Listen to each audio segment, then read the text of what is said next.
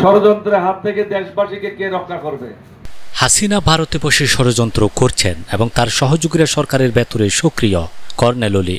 Liberal Democratic Party এলডিপির President Doctor Colonel অবসরপ্রাপ্ত অলি আহমদ বীর বিক্রম বলেছেন, সুষ্ঠু নির্বাচনের জন্য দেশদ্রোহীদের গ্রেপ্তার, অস্ত্র উদ্ধার এবং শাস্তির ব্যবস্থা করতে হবে। তিনি অভিযোগ করেন, শেখ হাসিনা ভারতে বসে বাংলাদেশের বিরুদ্ধে ষড়যন্ত্র অব্যাহত রেখেছেন এবং তার সমর্থকরা বর্তমান সরকারের ভেতরে সক্রিয় রয়েছে। আজ মঙ্গলবার বিকেলে নিজ দলীয় কার্যালয়ে এক সংবাদ সম্মেলনে কর্নেল অলি আহমদ এসব কথা বলেন।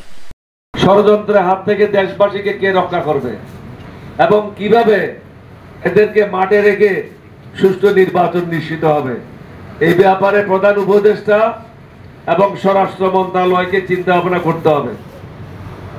সরকারি বেসরকারি স্বায়ত্তশাসিত সংস্থাগুলিতে কাজের চরম ধীরগতি। গত এক বছরে কোনো সংস্থা বা মন্ত্রণালয়ের কাজের তেমন কোনো অগ্রগতি নাই বললে চলে। উদাহরণস্বরূপ রাজুককে পয়সা না দিলে কোনো কাজ করে না, শুধু বলে ফাইল তালাশ করতেছি। ব্রিটিশ আমলে শুনতাম, কেউ যদি কোনো দরখাস্ত নিয়ে যাইতো তখন বলতো, এটা তো পাতলা একটা কাগজ, ফ্যানের বাতাসে উড়ে যেতে পারে, এটার উপরে একটু ওজন। তিনি বলেন, অবাধ ও সুষ্ঠু নিরপেক্ষ নির্বাচনের জন্য পূর্ববর্তী সরকারের মদতপুষ্ট কর্মকর্তাদের শাস্তির আওতায় আনতে হবে।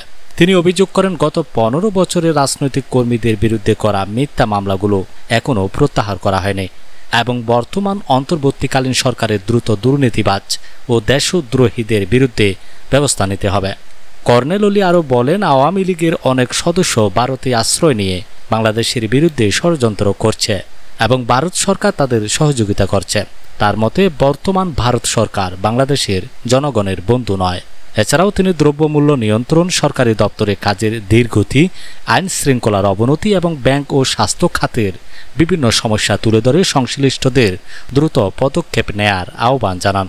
সংবাদ সম্মেলনে এলডিপির মহাসচিব ডক্টর রেদওয়ান আহমেদ সহ দলের সিনিয়র নেতারা উপস্থিত ছিলেন।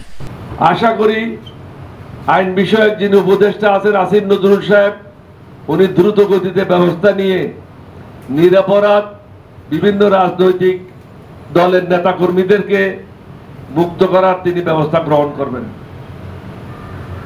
স্বৈরাচারী সরকারের গুন্ডা বাহিনীর বিরুদ্ধে বিভিন্ন রাজনৈতিক দলের নিগৃহীত নেতারা কর্মীরা বিগত এক বছরে যে সমস্ত মামলা রুজু করেছে, এখনো সুষ্ঠু তদন্তের মাধ্যমে আসামিদের বিরুদ্ধে চার্জশিট দাখিল করা হয় নাই। শুধু আমি অফিসে বসে থাকবো আর লম্বা লম্বা বক্তব্য রাখবো, থানায় কি হচ্ছে না হচ্ছে, এইভাবে দেশ চলতে পারে না। একজন মন্ত্রী বা একজনের সচিবের উচিত প্রত্যেক দিন প্রত্যেকটা থানার রিপোর্ট নেওয়া, কয়টা মামলা আছে, কয়টা মামলা তদন্ত শেষ হয়েছে, কয়টা মামলা চার্জশিট দেওয়া হয়েছে এবং বাকিগুলি কেন চার্জশিট দেওয়া হচ্ছে না, এটার কৈফিয়ত চাইতে হবে। সরকারের পক্ষ থেকে নীরব দর্শকের ভূমিকা পালন করছে, এইভাবে একটা সরকার চলতে পারে না। এটা হলো আবুল হোসেন সরকার। আবুল হোসেন সরকার আপনাদের অনেকের জন্ম হয় নাই, সকালে একজন প্রধানমন্ত্রী, বিকেলে একজন প্রধানমন্ত্রী।